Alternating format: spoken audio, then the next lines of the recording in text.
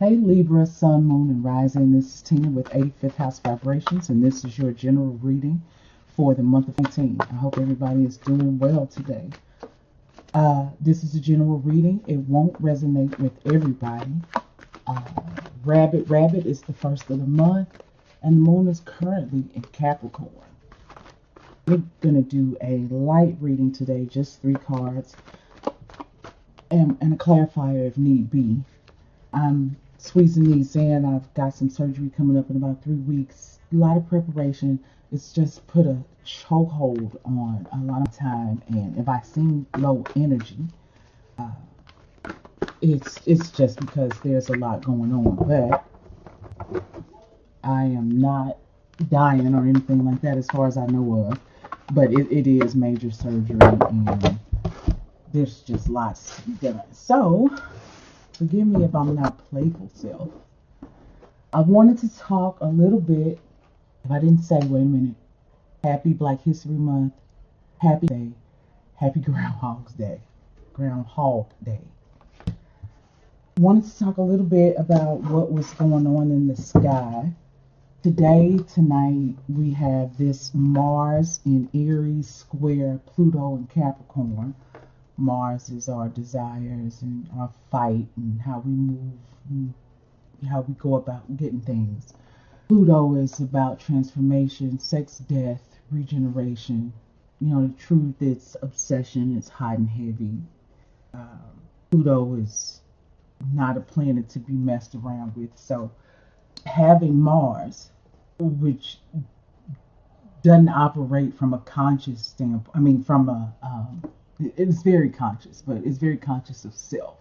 So Mars doesn't operate for everybody else. Mars operates for self. And Mars is a no holds barred, can't stop, won't stop type energy. And the square aspect to Pluto, it's real bam in your face with these truths and these needs to transform and change, these needs to let something die so that something else can live. And it can get very, very intense. Power struggles are one of the major themes for Mars square Pluto. Now, one thing I forgot to mention in the other videos is any aspects that Mars or Venus makes to Pluto, in my opinion, can point towards really passionate, intense sexual energy. Now, this is the kind of sexual energy, though, where you look outside and you see your lover sitting looking up at your window, you know, or maybe it's you going on the stalk move. But that's the kind of thing that happens with this type of energy. Let's go ahead and move on. We have a new moon happening at degrees of Aquarius on the 4th of February. Then we have a full moon in Virgo that happens on the 19th. So take a look at those areas of your chart. And I will get into it a little bit more, but time is kind of slipping away. If you would like to hear a little bit more about these aspects, maybe if you want to cross-watch another video, I'll probably talk about some of these a little bit more. On the 6th of February, Uranus, the planet of revolution, it rules astrology. It's thinking outside the box. It's unexpected things, you know what I'm saying? Electricity. Uranus likes freedom. It doesn't like to be tied down. That is going to be coming into the 29th degree, the anaretic degree, the critical degree. That happens on the 6th. I think I said that already. So at that degree, it's like a test degree, and anything goes, you know, because it's getting ready to move out of that sign into Taurus. So it's got to do whatever it can do that's left in that Aries energy before it moves on, because it'll be a whole lot of years before Uranus gets back into Aries again to utilize that energy. So it's like got to finish up whatever it's got going on that requires this Martian energy before it moves on into Taurus. Because once it does that, that's it. I want to say for about maybe 4 years.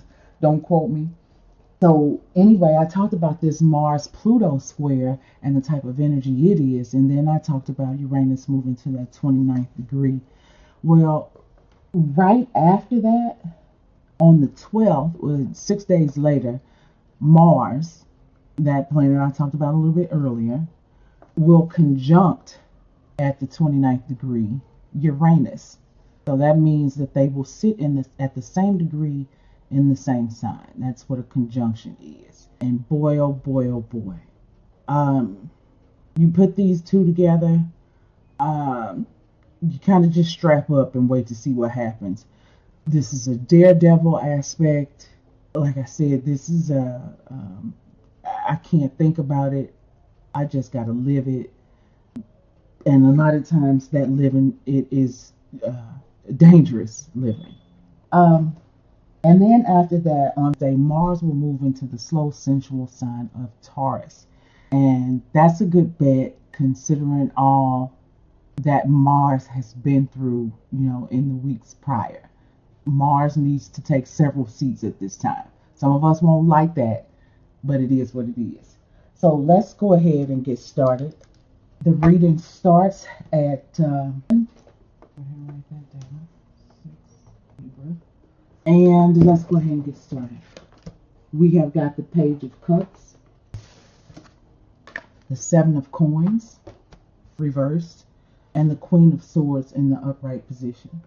So the Page of Cups, generally somebody who's quite new to his feelings and the way that he processes his feelings. If you look at him, he's looking inward to a situation like, what's up here? I wonder what's going on. And I know I'm going to explore that, but I'm a little hesitant because I don't really know how to process all of that emotion.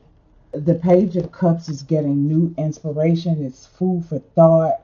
There are new things that come into his psyche, but it's almost like I know something, but I don't know what it is that I know. And let me observe it for a minute before I jump right in, because I'm a little shaky on how I feel about this. But the Page of Cups in the upright position, I think, is a good bet because it is the start of the exploration of something that feels fresh and new. The cups are generally Cancer, Scorpio, or Pisces, but it doesn't have to be on their sun sign. It could be on the moon or possibly the rising. Or it could be somebody who is like really creative. They've got these new creative ideas. This is somebody who, say you're driving down the street and they are on the passenger side and they're like, you know what? No, don't go left. Go down McCullen Street.